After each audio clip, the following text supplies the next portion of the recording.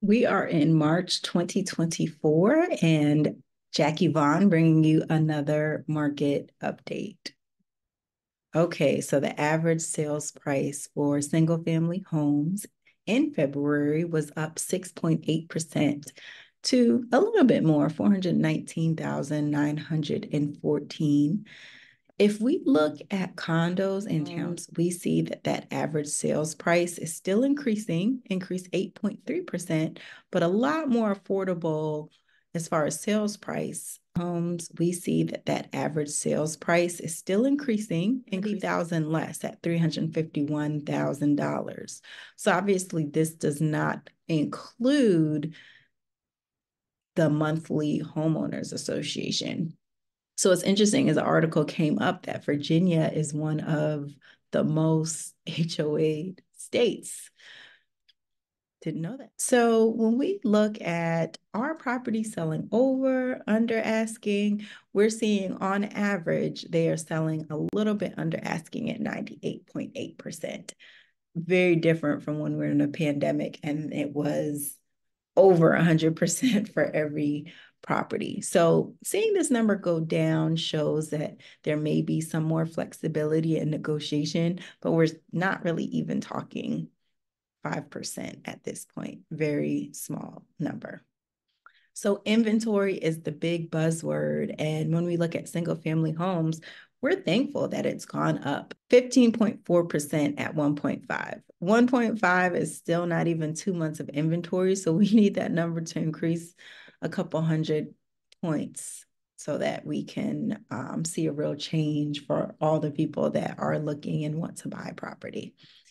Looking at condos, it's up much less, 1.7%, so still less than 2 months inventory, but an increase. So even though it's small, seeing the inventory go up is a positive thing versus go down.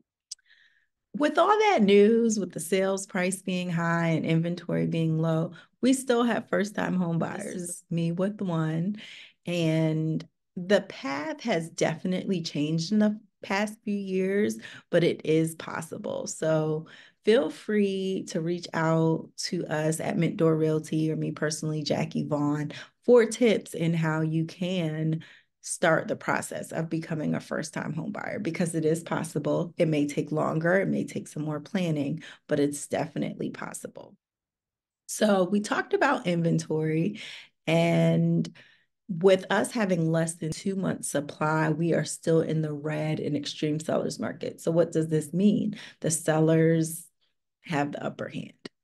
I mean, this can vary based on location, sales price, days on market. But in general, in our area, we are still in a seller's market. Interest rates, they are going down. So we're 7% at 6.96. We are hoping that this trend continues. If the trend of interest rates goes down, I think we can see or expect sales prices to go up. But with interest rates going down, it may encourage sellers to sell their homes, especially the ones that have interest rates in the 3%.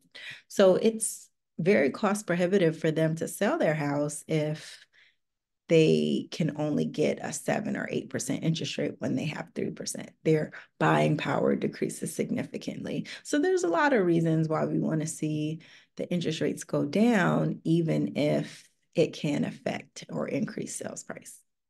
The biggest news that most realtors are talking about is the National Association of Realtors came to an agreement to pay $418 million over the next 4 years. So I just want to hit, how does this affect you? If you are a seller, compensation has always been negotiable, but what's going to be more negotiable is how much, if any, you want to pay the buyer. Our current MLS only required for you to offer $1. It wasn't standard practice, but we are effective July, making sure that compensation is way more negotiable than it was before. The other thing is sometimes looking from the outside in, it's very difficult to see what the value of a realtor is.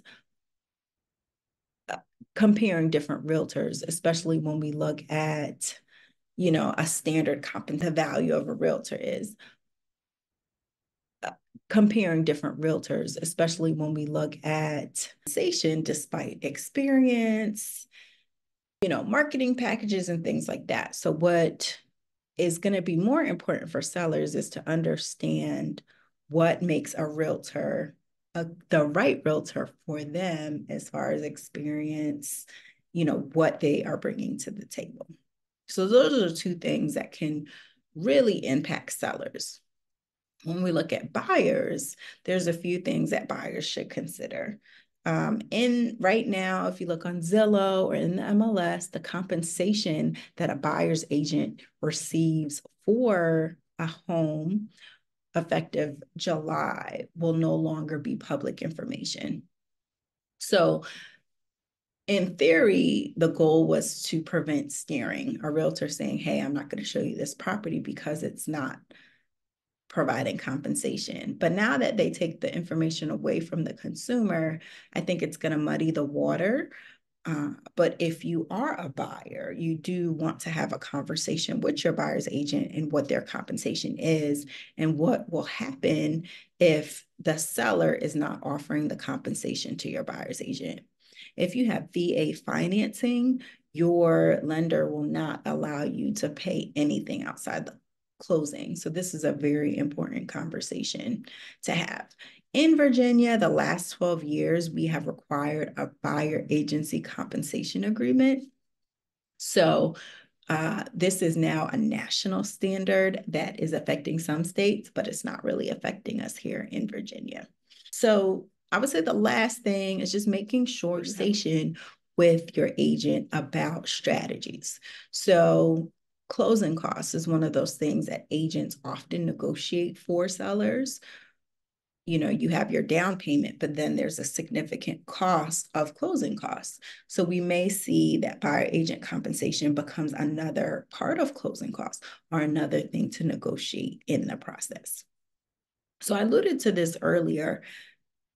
What makes an agent worth hiring, or how do you know that one agent is good versus the other? Well, there's some key things.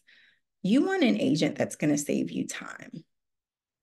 It's kind of that example. If you can pay a plumber or an electrician to come to your house and it may take them 15 minutes to fix a problem and they bill you, but that experience, or it took them 15 minutes because they've been in that trade for 30 years. So a realtor is very similar. Not only years of experience, but number of transactions is important. So when they've seen different scenarios, they can assist you in saving you time by giving you tons of information, saving time, saving money, having access to information so that you know what you're getting yourself into. Community is really important. A good agent knows what inspectors, lenders are going to also save you money and time in the process. Buying a house or selling a house could be very emotional, and sometimes that can cloud your judgment. So having a realtor to kind of provide unbiased, black and white information and not just the emotions of the situation is super important. The other thing that I want to add is the fine print. All the documents or understanding the process and being able to point you to different laws. This is all things that are really great value of a realtor so that they can be an advocate for you. And more importantly, educate you so you can advocate for yourself. So you know what the deal is before you get into a really sticky situation. I attended a local trade association and it was really awesome for me one of the youngest Black broker owners in Virginia, as well as one of the oldest that own firms here. So that's something we're celebrating, that we're excited about, that Central Virginia does have brokerages that are Black owned, as well as just celebrating small and big ownership of all. So if you have any additional questions, feel free to reach out to me at homerva.com. Looking forward to connecting with you.